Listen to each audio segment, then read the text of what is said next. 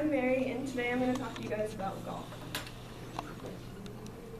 I've been playing golf for many years now, but it's more fun every time I go out there because I learn more about the game each time I go out. And when I first started playing golf, it wasn't very fun because I never knew really what to do if anything went wrong. And so if something went wrong, like my ball went to the water, I didn't know what to do.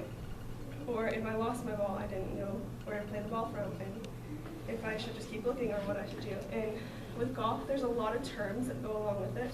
And if you don't know the terms, it's hard to know what people are talking about when they tell you something or even give you tips or anything about what you're doing. And there's also a lot of rules with golf. So without knowing the rules, it's hard to play the game. And so when I first went out in golf, all I really knew to do was hit the tiny little ball down the course and try and get into this little tiny hole. That was all it really was. And as I started playing, I learned that wasn't all there was to golf. There's a lot that goes into it. And so when you first go out to golf, if you go out to any course, you'll get a scorecard, and it'll look very similar to this one.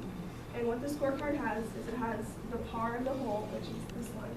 So it tells you the par, and it tells you the yardage for each hole, which is from the red tees, the white tees, and the blue tees. That's what those colors tell you. And it also tells you the handicap for these, and the handicap is the level of difficulty of each hole. So you know how hard the hole is going to be before you get to it. And it also has lines for you to put your name and your score. And so golf's full of terms that makes the game what it is.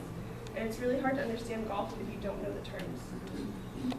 One of the most basic terms in golf is par. And what par is the number of strokes a first-class player should normally require for a hole, for a particular hole in the course. So it's how many strokes you should take to get the ball into the hole. And a stroke is each shot. And so the average par for 18 holes is 72, which means if you're right on it for 18 holes, you should have 72 strokes. And golf courses are made up of par 5, par 4, and par 3 holes. Some other terms that you hear a lot on the golf course are bogey and birdie. A bogey is when you're one stroke over par. So say the par of the hole was a 4, that means you shot a 5.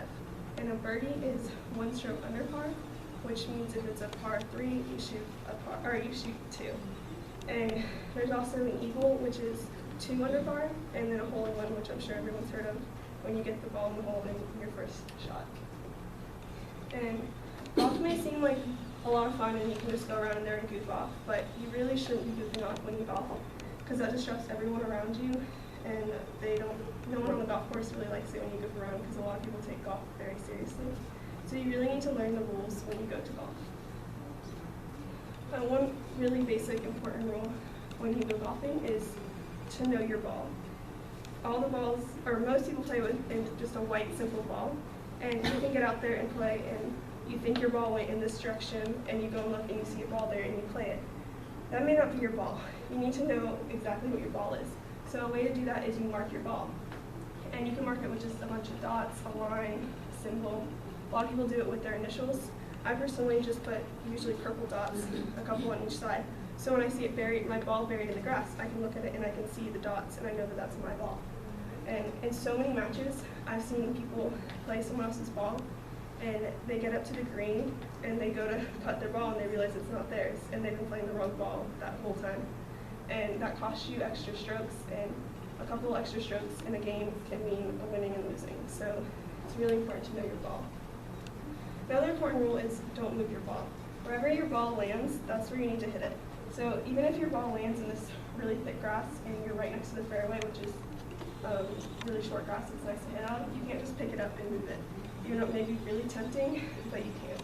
So you have to play your ball where it lies.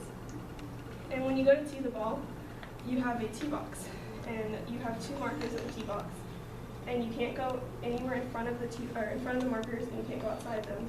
And you can go 2 club lengths back. But it's really important to stay inside those boundaries. When you first start golfing, you may miss the ball a few times. I have done that plenty of times.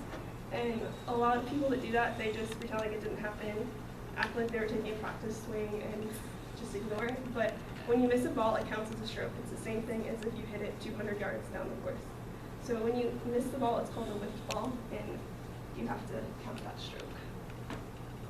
There's a lot of etiquette in golf that's really important, and one piece of etiquette is that when someone else is golfing, don't make noise. Don't go laugh. Don't talk to your friends while someone's golfing. It really disrupts the player.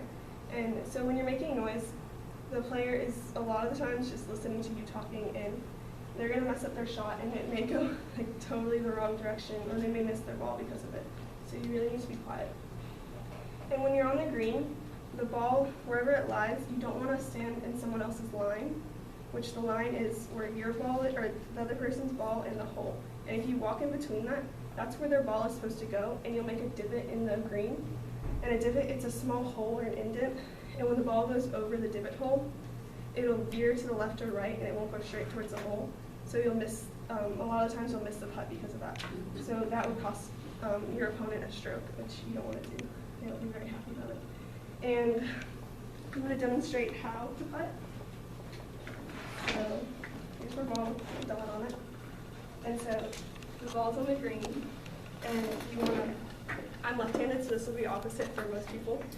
But so you grab the putter with your right hand, and you have it, your thumb facing downwards, and then you grab it with your left hand, and you want the indent in your palm to go over your thumb. And you want your feet to be really close together, a few inches, and you want your feet to be about 6 to 8 inches from the ball. And so you look down, and you take a backstroke, and then you putt forward. And you don't want to take a very far backstroke, or else the ball won't get as much speed, because then you'll shorten your stroke at the end. And so golf is a really fun game to play, but if you don't know the terms, and you don't know the etiquette, and you don't know rules, it's not going to be fun for you or fun for people around you. So if you're going to go golf, learn some rules and learn some etiquette.